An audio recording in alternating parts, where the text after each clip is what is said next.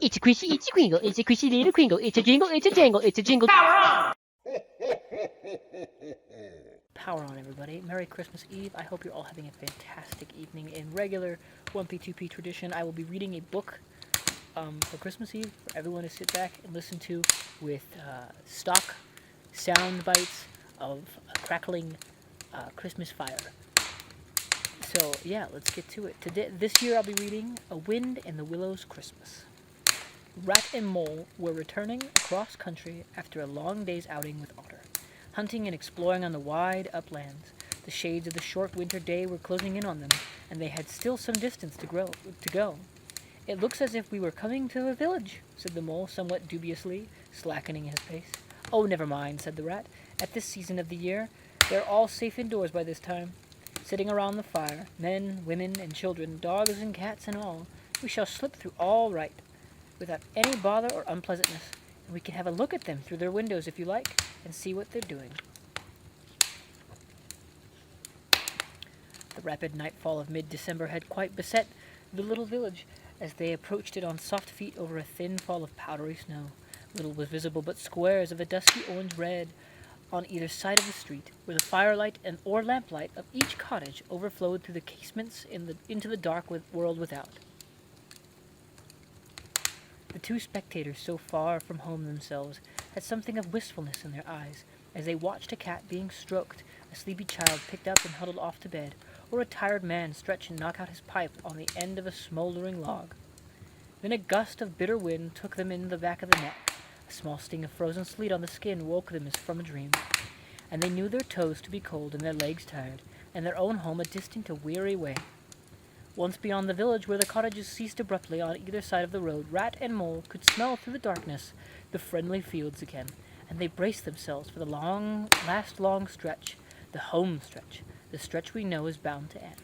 Sometime, from the rattle of the door latch, the sudden firelight, and the sight of familiar things greeting us as long-absent travelers from far oversea, they plodded along steadily and silently, each of them thinking there as his own thoughts. The moles ran a good deal on supper, as it was pitch dark. Yes, and it was all a strange country to him as far as he knew, and he was following obediently in the wake of the Rat, leaving the guidance entirely to him. As for the Rat, he was walking a little way ahead, as his habit was, his shoulders humped, his eyes fixed on the straight gray road in front of him, so he did not notice poor Mole when suddenly the summons reached him, and took him like an electric shock. It was one of these mysterious fairy calls from out the void that suddenly reached Mole in the darkness, making him tingle through and through with its very familiar appeal, even while as yet he could not clearly remember what it was. He stopped dead in his tracks, his nose searching hither and thither in its efforts to recapture the fine filament, the telegraphic current, that had so strongly moved him. A moment, and he had caught it again, and with it this time came a recollection fullest flood. Home! That was what they meant. Those caressing appeals, those soft touches wafted through the air, those invisible little hands pulling and tugging all one way. Why, it must be quite close by him at that moment, his old home that he had hurriedly forsaken and never sought again, that day when he first found the river, and now it was sending out its scouts and its messengers to capture him and bring him in. Since his escape on that bright morning, he had hardly given it a thought. So absorbed had he been in his new life, in all its pleasures, its surprises, its fresh and captivating experiences. Now with a rush of old memories, how clearly it stood before him, in the darkness, shabby indeed, and small and poorly furnished, and yet his, the home he had made for himself, the home he had been so happy to get back to after his day's work. And the home had been happy with him too. Evidently, it was missing him, and wanted him back. It was telling him so. Through his nose, sorrowfully, reproachfully, but with no bitterness or anger, only with plaintive reminder that it was there and wanted him. The call was clear, the summons was plain. He must obey it instantly and go, "Ratty!" he called, full of joyful excitement. "Hold on, come back, I want you quick." "Oh, come along, Mole, do," replied the Rat cheerfully, still plodding along. "Please, stop, Ratty," pleaded the poor Mole in anguish of heart. "You don't understand. It's my home, my old home. I've just come across the smell of it, and it's close by here, really quite close, and I must go to it. I must. Oh, come back, Ratty. Please come back." The Rat was by this time very far ahead, too far to hear clearly what the mole was calling, too far to catch the sharp note of painful appeal in his voice.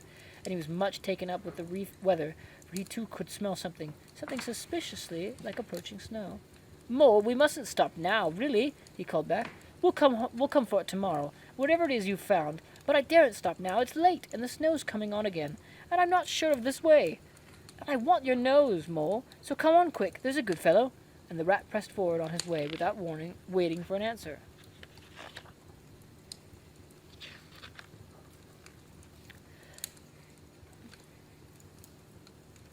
Poor Mole stood alone in the road, his heart torn asunder, and a big sob gathering, somewhere low down inside him to leap up to the surface presently, he knew, in passionate escape. But even under such a test as this, his loyalty to his friend stood firm. Never for a moment did he dream of abandoning him. Meanwhile, the wasps from his old home pleaded, whispered, conjured, and finally claimed him imperiously. He dared not tarry longer within their magic circle. With a wrench that tore his very heart strings, he set his face down to the road and followed submissively in the track of the rat, while faint, thin little smells, still dogging his retreating nose, reproached him for his new friendship and his callous forgetfulness. With an effort, he caught up to the unsuspecting rat, who began chattering cheerfully about what they would do when they got back, and how jolly a fire of logs in the parlor could be, and what a supper he meant to eat, never noticing his companion's silence and distressful state of mind. At last, however, when they had gone some considerable way further, and were passing some tree stumps at the edge of a copse that bordered the road, he stopped and said kindly, "Look here, Mole, old chap, you seem dead tired, no talk left in you, and your feet dragging like lead. We'll sit down here for a minute and rest. The snow has held off so far, and the best part of our journey is over." The mole subsided forlornly on a tree stump and tried to control himself, for he felt it surely coming. The sob he had fought with so long refused to be beaten. Up and up it forced its way to the air, and then another, and others thick and fast, till poor Mole at least gave up the struggle, and cried freely and helplessly and openly, now that he knew it was all over, and he had lost what he could hardly be said to have found. The rat, astonished and dismayed at the violence of Mole's paroxysm of grief, did not dare to speak to him. At last he said very quietly and sympathetically, "What is it, old fellow? Whatever can be the matter? Tell us your trouble, and let me see what I can do."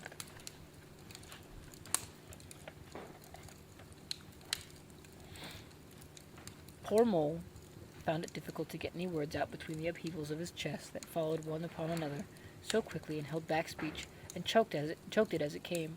"I know it's a shabby, dingy little place," he sobbed forth at last brokenly. "Not like your cozy quarters, or Toad's beautiful hall, or Badger's great house, but it was my own little home, and I was fond of it. I went away and forgot all about it, and then I smelt it suddenly on the road when I called you and you wouldn't listen, Rat.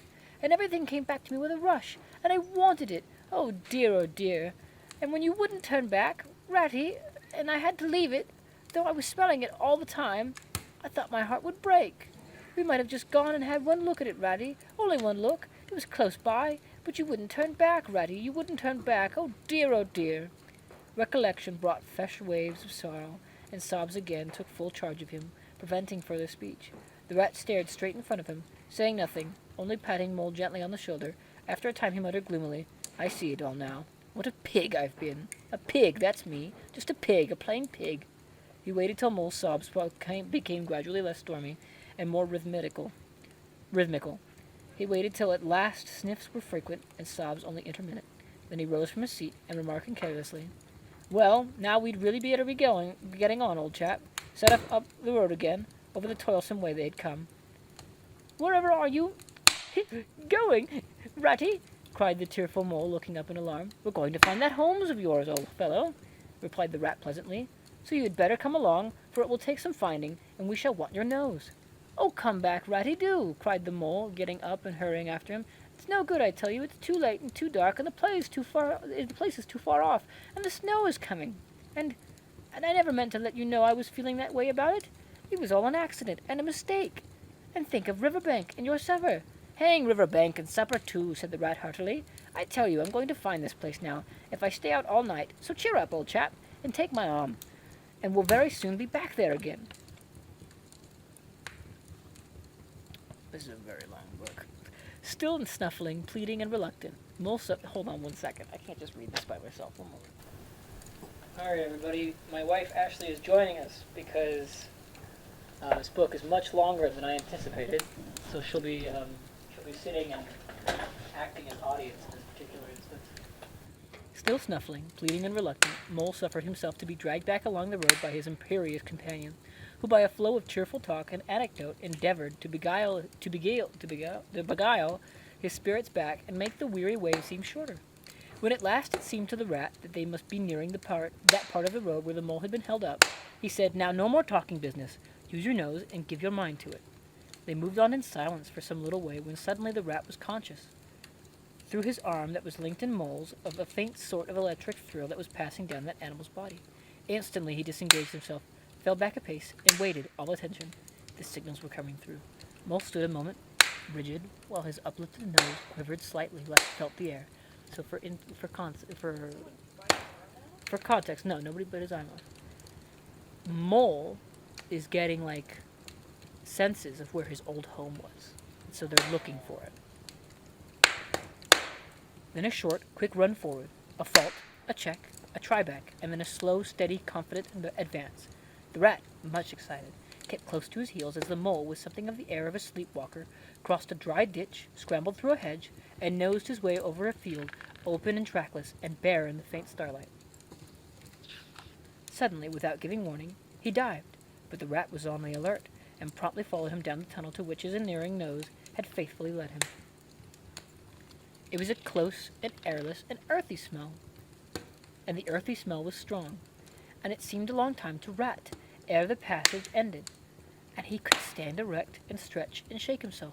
The mole struck a match, and by its light the rat saw that they were standing in an open space, neatly swept and sanded underfoot, and directly facing them was a mole's little front door with Mole End painted in Gothic lettering over the bell pull at the side. Mole reached down a lantern from a nail on the wall and lit it, and the rat, looking around him, saw that they were in a sort of forecourt. A garden seat stood on one side of the door, and on the other a roller, for the mole, who was a tidy animal when at home, could not stand having his ground kicked up by other animals into little runs that ended in earth heaps. On the walls hung wire baskets with ferns in them, alternating with brackets carrying plaster statuary, Garibaldi, and the infant Samuel, and Queen Victoria, and other heroes of modern Italy. Down one side of the forecourt ran a skittle alley, with benches along it, and little wooden tables marked with rings that hinted at beer mugs, my bad. In the middle was a small round pond containing goldfish, and surrounded by a cockle shell border. Out of the center of the pond rose a fanciful erection, clothed in more cockle shells, and topped by a large silver glass ball that reflected everything all wrong and had a very pleasing effect. Mole's face beamed at the sight of all these objects so dear to him, and he hurried Rat through the door, lit a lamp in the hall, and took one glance around his old home. He saw the dust lying thick and everything, saw the cheerless, deserted look of the long-neglected house, and its narrow, meager dimensions, its worn and shabby contents, and collapsed again on a hall chair, his nose in his paws. "Oh, Ratty," he cried dismally, "why ever did I do it? Why did I bring you to this poor, cold little place on a night like this, when you might have been at Riverbank by this time, toasting your toes before a blazing fire with all your own nice things about you?" The rat paid no heed to his doleful self-reproaches. He was running here and there, opening doors, inspecting rooms and cupboards, and lighting lamps and candles and sticking them up everywhere. "What a capital little house this is!" he called out cheerily. "So compact, so well planned, everything here and everything in its place. We'll make a jolly night of it. The first thing we want is a good fire. I'll see to that. I always know where to find things. So this is the parlor. Splendid! Your own idea. Those little sleeping bunks on the wall. Capital! Now, I'll fetch the wood and the coals, and you get a duster, Mole. You'll find one in the drawer of the kitchen table, and try and smarten things up a bit. Bustle about, old chap." Encouraged by his inspiring companion, the mole roused himself and dusted and polished with energy and heartiness, while the rat, running to and fro with armfuls of fuel, soon had a cheerful blaze roaring up the chimney. He hailed the mole to come and warm himself, but Mole had promptly had another fit of the blues, dropping down on a couch in dark despair and burying his face in the duster. "Rat, he moaned, How about your supper, you poor, cold, hungry, weary animal? I've nothing to give you. Nothing, not a crumb. What a fellow you are for giving in, said the rat reproachfully. Why, only just now I saw a sardine opener on the kitchen dresser, quite distinctly, and everybody knows that means there are sardines about somewhere in the neighborhood. Rouse yourself, pull yourself together, and come with me and forage. They went and foraged accordingly, hunting through every cupboard and turning out every drawer. The result was not so very depressing after all, though of course it might have been better. A tin of sardines, a box of Captain's biscuits, nearly full, and a German sausage encased in silver paper. There's a banquet for you, observed the rat as he arranged the table. I know some animals who would give their ears to be sitting down to supper with us tonight. No bread, groaned the mole dolorously. No butter, no pâté de foie gras. No champagne, continued the rat, grinning. And that reminds me, what's that little door at the end of the passage? Your cellar, of course! Every luxury in this house. Just you wait a minute. He made for the cellar door and presently reappeared, somewhat dusty, with a bottle of beer in each paw and another under each arm. Self-indulgent beggar you seem to be, Mole, he observed. Deny yourself nothing. This is really the jolliest little place I ever was in. Now, wherever did you pick up those prints? Make the place look so home-like they do. No wonder you're so fond of it, Mole. Tell us all about it and how you came to make it what it was. What it is, my bad.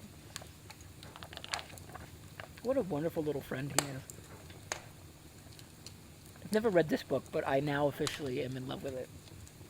Then, while the rat busied himself fetching plates and knives and forks and mustard, which he mixed in an egg cup, the mole, his bosom still heaving with the stress of his recent emotion, related somewhat shyly at first, but with more freedom as he warmed to his subject, how this was planned, and how that was thought out, and how this was got through a windfall from an ant, and that was a wonderful find in the bargain, and this other thing was bought out of laborious savings and a certain amount of going without.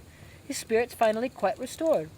He must needs go and caress his possessions and take a lamp and show off their points to his visitors and expatiate on them, quite forgetful of the supper they both so much needed. Rat, who was desperately hungry but strove to conceal it, nodded seriously, examining with a puckered brow and saying, "Wonderful and most remarkable," at intervals, when the chance for an observation was given him. At last the rat succeeded in decoying him to the table, and had just got seriously to work with the sardine opener, when sounds were heard from the forecourt without. Sounds like the scuffling of a small feet in the gravel, and a confused murmur of tiny voices, while broken sentences reached them. "Now all in line, hold the lantern up a bit, Tommy. Clear your throats first. No coughing after I say 1, 2, 3. Where's young Bill? Here, come on. Do. Here, we're all waiting." "What's up?" inquired the rat, pausing in his labors. "I think it must be the field mice," replied the mole with a touch of pride in his manner. "They go round carol singing regularly at this time of the year. They're quite an institution in these parts, and they never pass me over. They come to Mole End last of all, and I used to give them hot drinks and supper too sometimes, when I could afford it. It'll be like old times to hear them again. Let's have a look at them," cried the rat, jumping up and running to the door. It was a pretty sight, and a seasonable one, that met their eyes when they flung the door open in the forecourt. Lit by the dim rays of a horn lantern, some 8 or 10 little field mice stood in a semicircle, red worsted comforters round their throats, their four paws thrust deep into their pockets, their feet jigging for warmth. With bright, beady eyes they glanced shyly at each other, sniggering a little, sniffing and applying coat sleeves a good deal. As the door opened, one of the elder ones that carried the lantern was just saying, "Now then, 1, 2, 3, and forthwith their shrill little voices uprose on the air, singing one of the old-time carols that their forefathers composed in fields that were fallow and held by frost, or when snowbound in chimney corners, and handed down to be sung in the merry streets to lamplight windows at Yule time. If this tries to make me sing, it's going to try to make me sing. There's a whole carol here. I'm not doing that. I don't even know the beat. I don't know. That's why you read music. No, I'm not doing it. That's absurd. It's got a sheet music, doesn't it? So it's got the words. Got the beat right there. Let me see. I don't want to. Just show me. Okay, I'll show you. Oh, that's not sheet music. Yeah, no, it's not sheet music, is it? You could have just said so. The voices ceased, the singers, bashful but smiling, exchanged sidelong glances, and silence succeeded. But for a moment only. Then, from up above and far away down the tunnel they had so lately travelled, was borne to their ears in a faint musical hum the sound of distant bells ringing in joyful and clangorous peal. Very well sung, boys, cried the rat heartily. And now come along in, all of you, and warm yourselves by the fire and have something hot. Yes, come along, field mice, cried the mole eagerly. This is quite like old times. Shut the door after you, pull up at settle to the fire. Now you just wait a minute while we... Oh, Ratty, he cried in despair, plumping down on a seat with tears impending. Whatever are we doing? We've nothing to give them. You leave all that to me, said the masterful rat. Here you with the lantern. Come over this way. I want to talk to you. Now tell me, are there any shops open at this hour of the night? Why, certainly, sir, replied the field mouse respectfully. At this time of the year, our shops keep open to all sorts of hours. Then look here, said the rat. You go off at once, you and your lantern, and you get me. Here much muttered conversation ensued, and the mole only heard bits of it, such as fresh mind. No, a pound of that will do. See you get Buggins, for I won't have any other. No, only the best. If you can't get it there, try somewhere else. Yes, of course, homemade, no tin stuff. Well then, do the best you can. Finally, there was a chink of coin passing from paw to paw. The field mouse was provided with an ample basket for his purchases, and off he hurried, he and his lantern. The rest of the field mice perched in a row on the settle, their small legs swinging, gave themselves up to the enjoyment of the fire, and toasted their chilblains till they tingled, while the mole, failing to draw them into easy conversation, plunged into his family history, and made each of them recite the names of his numerous brothers, who were too young, it appeared, to be allowed to go out of caroling this year, but looked forward very shortly to winning the parental consent. The rat, meanwhile, was busy examining the label on one of the beer bottles. I perceive this to be old Burton, he remarked approvingly. Sensible, Mole, the very thing. Now we shall be able to mull some ale. Get the things ready, Mole, while I draw the corks. It did not take long to prepare the brew, and thrust the tin heater well into the red heart of the fire, and soon every field mouse was sipping and coughing and choking, for a little mulled ale goes a long way, and wiping his eyes and laughing and forgetting he had ever been cold in all his life. They act plays too, these fellows, the mole explained to the rat. Make them up all by themselves, and act them afterwards, and very well they do it too. They gave us a capital one last year about a field mouse who was captured at sea by a barbarian corsair. It's really hard to read these consistently because it's weirdly spaced. And made to row in a gallery. And when he escaped and got home again, his lady love had gone into a convent. Here, you were in it. I remember. Get up and recite a bit. The field mouse addressed got up on his legs, giggled shyly, looked around the room, and remained absolutely tongue-tied. His comrades cheered him on. Mole coaxed and encouraged him, and the rat went so far as to take him by the shoulders and shake him, but nothing could overcome his stage fright. They were all busily engaged on him like watermen applying the Royal Humane Society's regulations to a case of long submersion. When the latch clicked, the door opened, and the field mouse with the lantern reappeared, staggering under the weight of his basket. There was no more talk of play-acting. Once the very real and solid contents of the basket had been tumbled out on the table under the generalship of Rat. Everybody was set to do something or to fetch something. In a very few minutes, supper was ready. Oh my god, this page will not turn.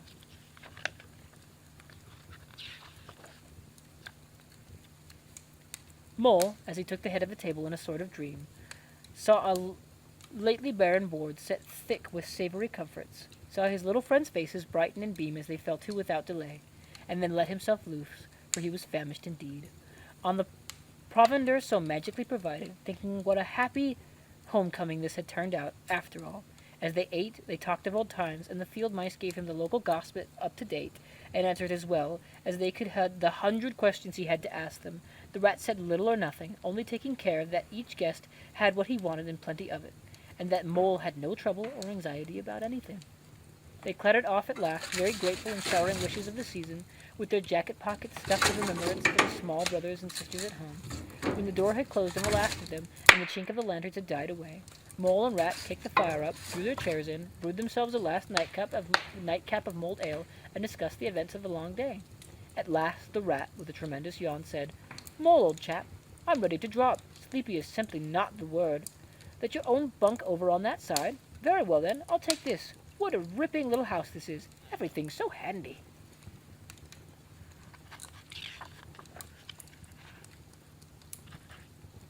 He clambered into his bunk and rolled himself well up in the blankets, and slumber gathered him forthwith, as a swath of barley is folded into the arms of the reaping machine. The weary mole, also, was glad to turn in without delay. and soon had his head on his pillow in great joy and contentment. But ere he closed his eyes, he let them wander around his old room, mellow in the glow of the firelight that played or rested on familiar and friendly things which had long been unconsciously a part of him, and now smilingly received him back, without rancor. He was now in just the frame of mind that the tactful rat had quietly worked to bring him about in him. He saw clearly how plain and simple, how narrow even, it all was, but clearly, too, how much it all meant to him, and the special value of some such anchorage in one's existence. He did not at all want to abandon the new life and its splendid spaces, to turn his back on sun and air and all they offered him, and creep home and stay there. The upper world was all too strong. It called to him still, even down there, and he knew he must return to the larger stage. But it was good to think he had this to come back to, this place which was all his own, these things which were so glad to see him again and could always be counted upon for the same simple welcome. Oh, that's the end of the story. I mean, you got this little thing. Oh, that's very pretty. Merry Christmas.